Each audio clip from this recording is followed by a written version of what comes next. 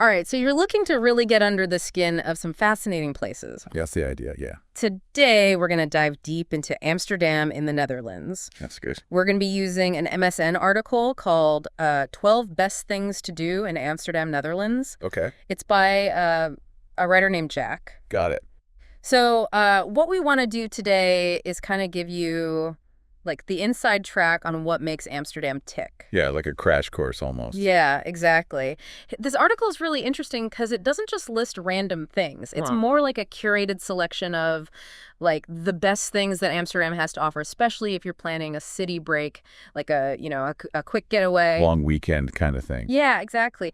And the article really emphasizes that Amsterdam has like literally something for everyone. No matter what you're into. Exactly. So whether you're a history buff, or you love nightlife, or, you're into art, or whatever it is. You'll find something. You'll find it in Amsterdam, yeah.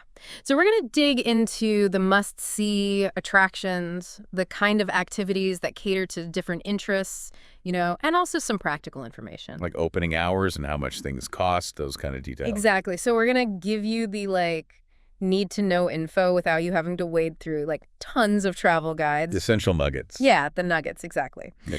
All right, so the article kicks off with 3 must-do experiences. Top of the list, the Rijksmuseum. Okay. Now, this place is a huge deal. Apparently, it's Amsterdam's #1 tourist attraction. Over 2.7 million visitors every year. Wow. Yeah.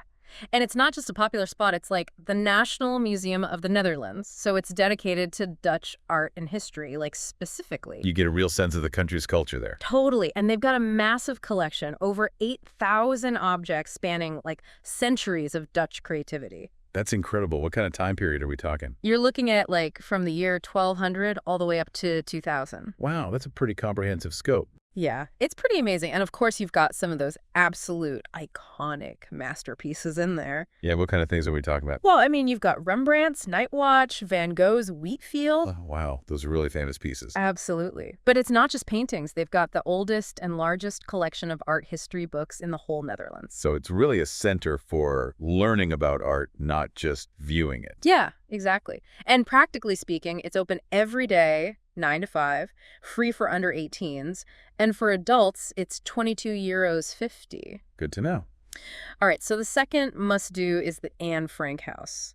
And this one is, it's just, heavy with history, Yeah, I can imagine. It's the actual house where Anne Frank, the young Jewish girl who wrote that famous diary during World War II, lived in hiding. Wow, so you can actually go inside and see where she was. Yeah, and it's not just the house itself. The article mentions you can see the secret annex where they hid Anne Frank's own room, her original diary, even some of her family's belongings. That must be incredibly powerful to see. Yeah, a real, visceral connection to that period. It really brings it home. Totally.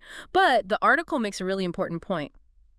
Tickets sell out super fast. So you got to plan ahead. Oh, yeah. You absolutely need to book online and well in advance of your trip. Don't leave it till the last minute. Nope, not at all. Okay, so number 3 on the must-do list is a canal cruise. And the article really pushes this as, the most relaxing and enjoyable way to see Amsterdam. Makes sense, given all those canals. Yeah, those canals are iconic. A lot of them date back to the 17th century, and they just wind all through the city. I bet you get some amazing views from the water. Oh, yeah. The article even suggests a specific tour, a 75-minute one that takes you past the Van Gogh Museum and the Rijksmuseum. So you kind of hit 2 birds with 1 stone. Exactly. Plus, you get an audio guide, a free drink, some snacks. It's the ultimate chill way to sightsee. Sounds perfect. Yeah. Okay, so those are the big 3 must-dos according to the article, but Amsterdam's got way more to offer. And they go on to talk about the city's variety. Like what kind of things? Well, first up is the nightlife at Leidsplein. Okay, so this is where the party's at. Basically, yeah. It's described as this really vibrant square, tons of bars, restaurants, and nightclubs. So something for everyone's taste. Yeah, totally. And it's not just the venues themselves. There's also street performers, adding to the atmosphere. Cool. What kind of performers? Think magicians, jugglers, fire breathers. Wow, that sounds lively. Yeah, it's supposed to be a real spectacle. The article even suggests some specific places. Heineken Hook Steakhouse if you want food and drinks. Ibiza Lounge Amsterdam if you're looking to, really party. And Kopstoot Bar Amsterdam if you want something more laid back with live music. So you can kind of pick your vibe. Exactly. Now, for a total contrast, they then talk about Vondelpark. Oh, the park. Bit of peace and quiet. Exactly. It's the biggest park in Amsterdam, over 120 acres, like a green oasis in the middle of the city. I bet that's a welcome escape from the hustle and bustle. Oh, totally. You've got flower beds, grand old trees, walking paths, lakes. Sounds idyllic. Yeah, it's supposed to be beautiful. And there's stuff to do within the park, too. Like, there's a open-air theater and even a Picasso sculpture. No way. Yeah, and they suggest having a picnic or checking out one of the cafes, like Proflokaal Blauwe Theehuis. That sounds like a perfect afternoon. Totally. Okay, back to the art scene. The article says that the Van Gogh Museum is one of the best places in the world to see his masterpieces. That's a big statement. Yeah, Yeah. it is. But they've got the world's largest collection of his work, over 200 paintings and like 500 drawings. That's mind-blowing. Yeah.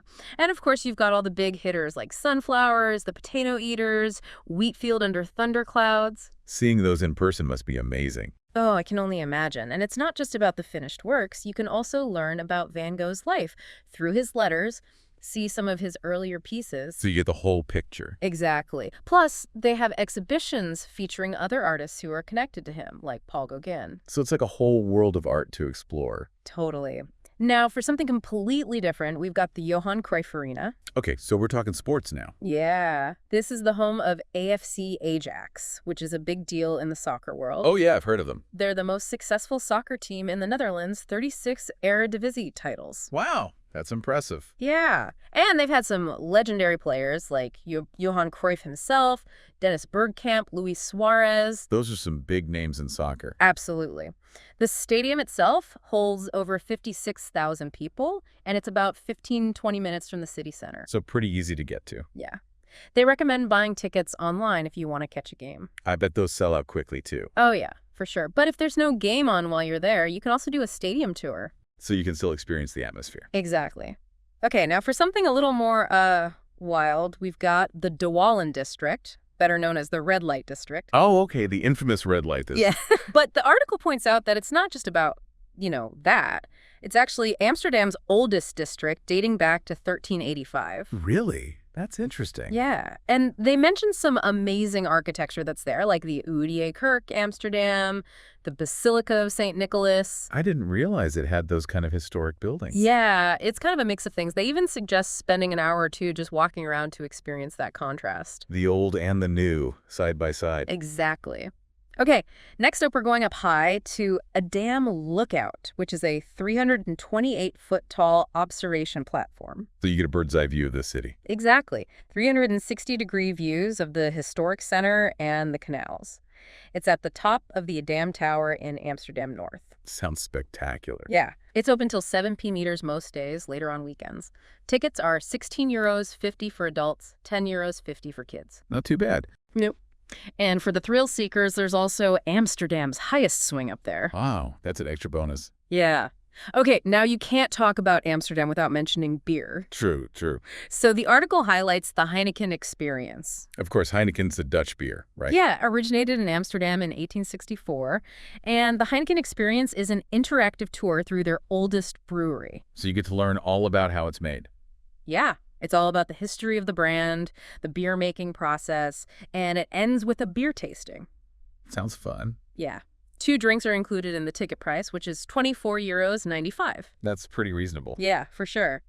And finally, they suggest a day trip outside the city to the Keukenhof Gardens. Oh, I've heard of those.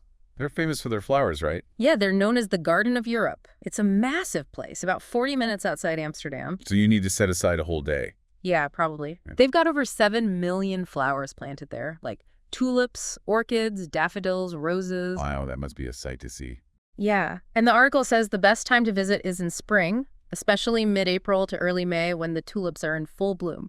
Good tip. Yeah, and they suggest going on a weekday morning to avoid the crowds. Tickets are €20 for adults, €9 for kids. Okay, good to know. So yeah, that's our whirlwind tour of Amsterdam, courtesy of this article. It's amazing how much this city has to offer. It really is. From world-class museums to, poignant historical sites, vibrant nightlife, peaceful parks, even the red light district. It's a real mix. Yeah, and this article gives you a great starting point for exploring it all.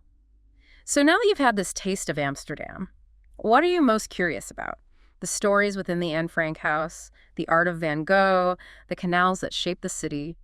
It's a lot to think about, and hopefully it inspires you to do your own deeper dive into this amazing city. Absolutely. Thanks for listening. See you next time. Bye.